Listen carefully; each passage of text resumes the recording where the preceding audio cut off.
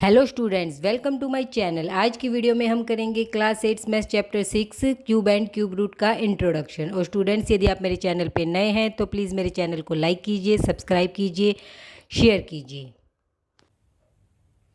Hello students, आज की video में हम करेंगे क्यूब एंड क्यूब रूट्स के इंट्रोडक्शन के बारे में, जिसमें हम सभी कंसेप्ट्स क्लियर करेंगे ताकि आपको एक्सरसाइज के क्वेश्चन करने में कोई भी प्रॉब्लम नहीं। तो स्टूडेंट्स, चलिए स्टार्ट करते हैं कि क्यूब क्या होता है और क्यूब रूट्स क्या होते हैं। तो सबसे पहले हम पढ़ते हैं क्यूब के बारे में कि क्यूब क्या होते हैं। तो देखिए, आपने छोटी क्लासेस में भी पढ़ा है कि क्यूब क्या होते हैं। देखिए, ये क्या है, ये हमारा एक क्यूब है जिसकी सभी साइड्स क्या होती हैं, इक्वल होती है। ये हमने कहाँ पढ़ा था, ये हमने पढ़ा है ज्योमेट्री में कि ये हमारा क्या है, एक क्यूब। ये हम पहले पढ़ चुके हैं कि क्यूब क्या होता है। और अब यहाँ हम बात कर रहे हैं अलजेब्रा की, जिसमें हम पढ़ेंगे कि क्यूब क्या होता है, क्यूब का मीनिंग क्या होता है। तो देखिए स्टूडेंट्स, इससे लास्ट चैप्टर में आपने क्या पढ़ा था, इससे लास्ट चैप्टर में हमने पढ़ा था स्क्वायर के बारे में कि स्क्वायर क्या होता है। स्क्वायर का मीनिंग क्या होता है, किसी की भी पावर 2 कर देना, उसकी पावर डबल। जैसे मेरे पास कोई भी एक नंबर है 2, मैंने उसकी पावर क्या ली, 2, तो ये क्या था, स्क्वायर, किसी भी नंबर का स्क्वायर।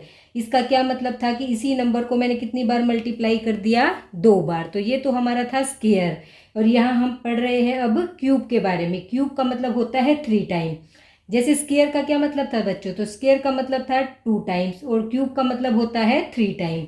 तो उसका मतलब है उसी नंबर को मैंने कितनी बार मल्टीप्लाई किया, 3 टाइम्स। तो देखिए, क्यूब का मतलब होता है 3 टाइम। जैसे मैंने कोई भी एक नंबर लिया 2, यदि उस नंबर को मैं 3 बार मल्टीप्लाई कर दूं, उसी नंबर को मैं 3 बार मल्टीप्लाई कर दूं, तो वो क्या हो बन जाता है हमारा क्यूब। और उसको मैं कैसे डिनोट करूंगी, 2 की पावर 3। जैसे कोई भी एक नंबर है जिसका मुझे क्या निकालना है, क्यूब, तो हम उस नंबर की क्या कर देंगे, पावर 3। तो वो हमारा क्या बन जाएगा, उसकी पावर 3। आई होप आपको समझ आया कि क्यूब क्या होता है।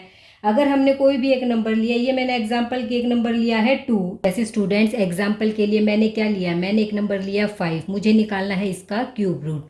तो 5 का क्यूब रूट निकालने के लिए हमें क्या करना पड़ेगा, हम करेंगे 5 की पावर 3। तो इसका क्या मतलब हुआ, 5 की पावर 3। 5 की पावर 3 का क्या मतलब हुआ, 5 को मैं कितनी बार लिखूंगी, 3 बार। 5 मल्टीप्लाई 5 मल्टीप्लाई 5, तो ये हमारा क्या हो जाएगा, 5 की पावर 3। और ये हमारा निकल आएगा 5 का क्यूब। इसे मल्टीप्लाई कर दीजिए, 5 5 ज़ा 25, 25 को मैंने 5 से किया तो 125। ये हमारा क्या आ गया, 5 की पावर 3। आई होप आपको अच्छे से क्लियर हो गया कि क्यूब क्या होता है।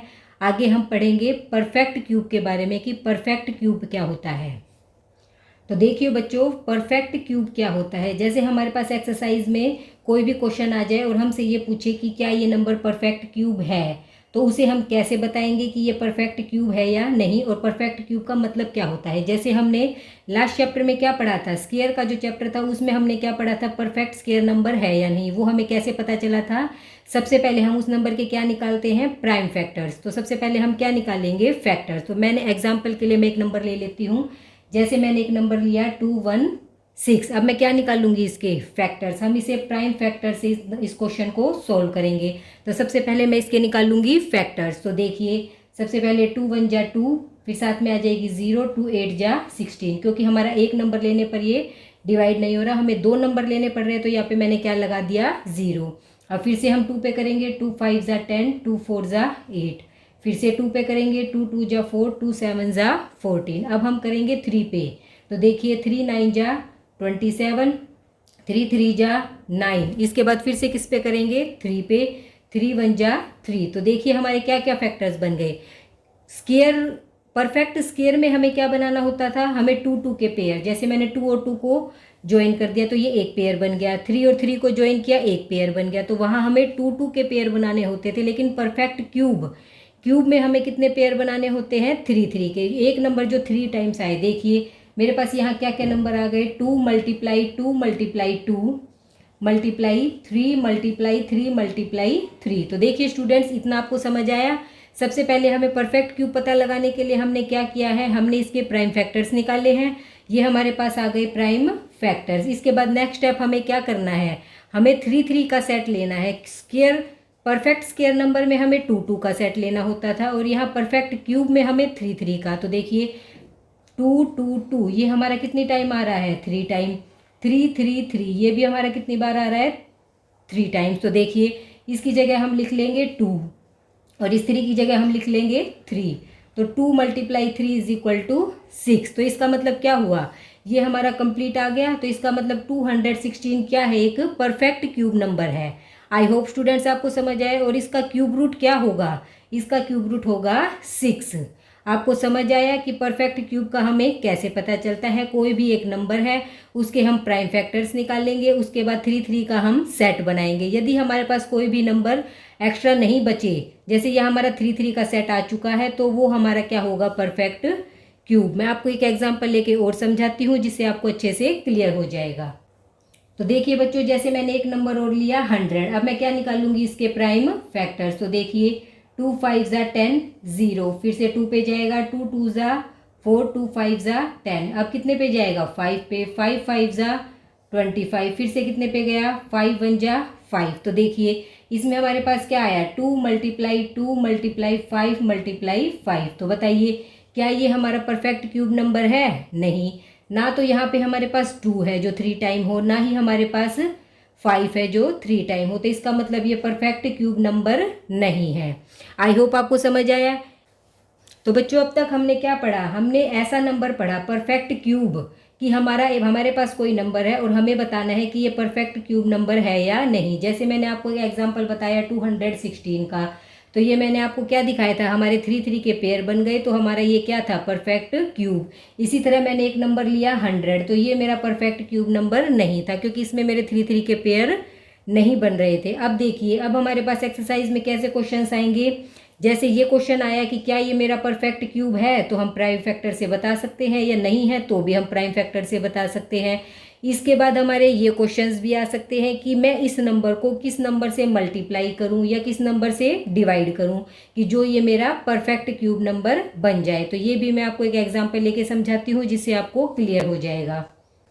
तो देखिए स्टूडेंट, जैसे मैंने एक एग्जांपल लिया 392। अब हम क्या निकालेंगे, अब मेरे पास ये क्वेश्चन है कि मैं इस नंबर को किससे मल्टीप्लाई करूं कि ये हमारा परफेक्ट क्यूब नंबर बन जाए। तो सबसे पहले हमें क्या निकालने पड़ेंगे, इसके प्राइम फैक्टर्स। तो देखिए पहले इसके प्राइम फैक्टर्स निकालते हैं।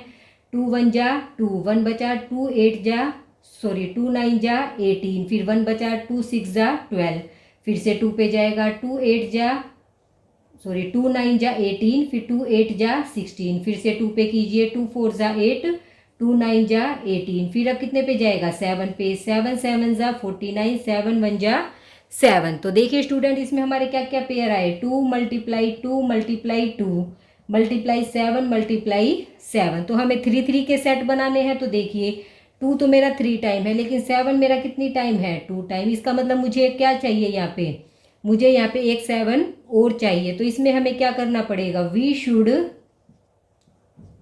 मल्टीप्लाई। यहाँ हमें क्या करना पड़ेगा, मल्टीप्लाई करना पड़ेगा बाय 7 से टू मेक दिस नंबर, इस नंबर को क्या बनाने के लिए, परफेक्ट क्यूब।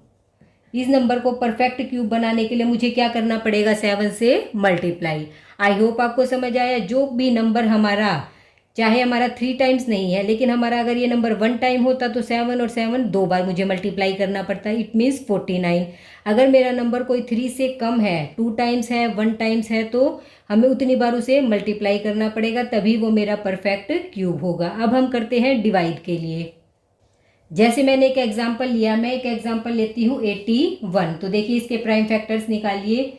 3 3 = 3 2 = 6, 3 7 = 21। तो देखिए इसके बाद फिर से 3 पे जाएगा, 3 9 = 27, 3 3 = 9, 3 1 = 3। तो देखिए स्टूडेंट्स, हमारे क्या क्या फैक्टर्स आए, 3 × 3 × 3 × 3। तो देखिए पहले मैं 3 का एक सेट बना लेती हूँ। ये तो मेरा हो गया 3, तो इसका मतलब हमारे पास क्या नंबर एक्स्ट्रा है, 3। तो इसका मतलब मुझे क्या करना पड़ेगा, यदि मैं ये 3 हटा दूं तो इसका मतलब ये हमारा क्या बन जाएगा, परफेक्ट क्यूब नंबर। तो क्या लिखना पड़ेगा, वी शुड डिवाइड। तो हमें क्या करना पड़ेगा, डिवाइड करना पड़ेगा बाय 3 टू मेक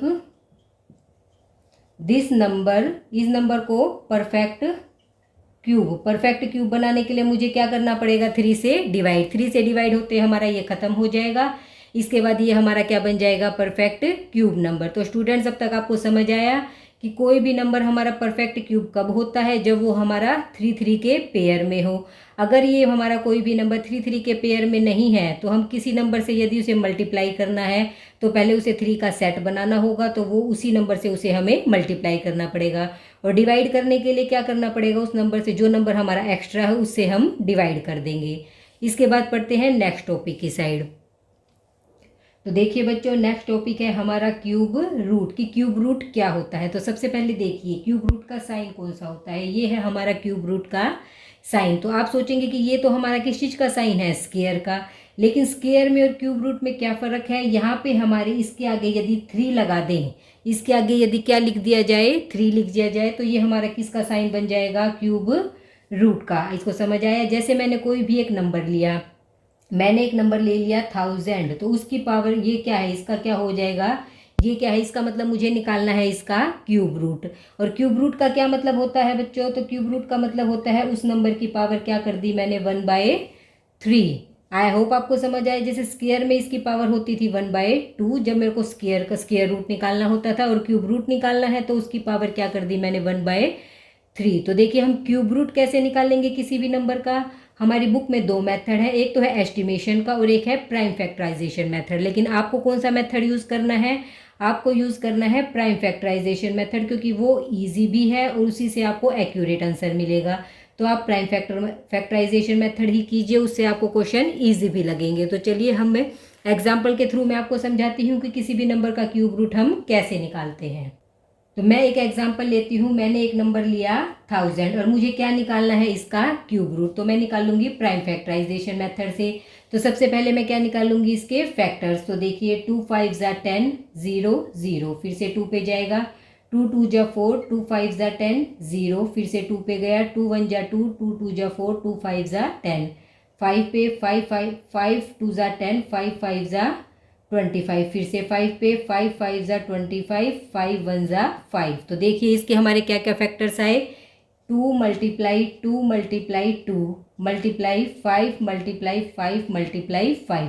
तो देखिए स्टूडेंट्स, क्यूब रूट कैसे निकालते हैं। हम सबसे पहले बना लेंगे इसके 3 3 के फैक्टर्स। तो देखिए 2 2 के फैक्टर मैंने 3 का सेट बना लिया, इसी तरह मैंने 5 का सेट बना लिया। तो मेरा क्यूब रूट क्या आया, इसको मैंने लिखा 1 टाइम और इस 5 को भी मैंने लिखा 1 टाइम। तो 5 multiply 10 is 2 multiply 5 is equal to 10। तो 10 हमारा क्या आ गया, क्यूब रूट। आई होप आपको समझ आया कि क्यूब रूट हम कैसे निकालते हैं। जैसे मैंने आपको क्यूब में समझाया कि इसे परफेक्ट क्यूब हम कैसे बनाएं। तो 3 3 के सेट को हमें कंप्लीट करना है। तो यहाँ अगर हमें क्यूब रूट निकालने बता दिए जाएं तो हम 3 3 के सेट बनाएंगे और उसे मल्टीप्लिकेशन में लिखेंगे। तो स्टूडेंट्स, ये सब सेम प्रोसीजर हमने स्क्वायर रूट में, स्क्वायर की वीडियो में किया था।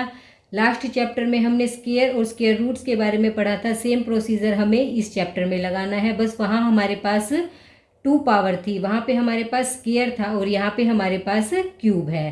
तो देखिए स्टूडेंट्स, आपको समझ आया कि क्यूब क्या होता है और क्यूब रूट कैसे निकालते हैं। तो इसी के साथ हमारी इंट्रोडक्शन वीडियो कंप्लीट होती है। Thanks for watching my videos.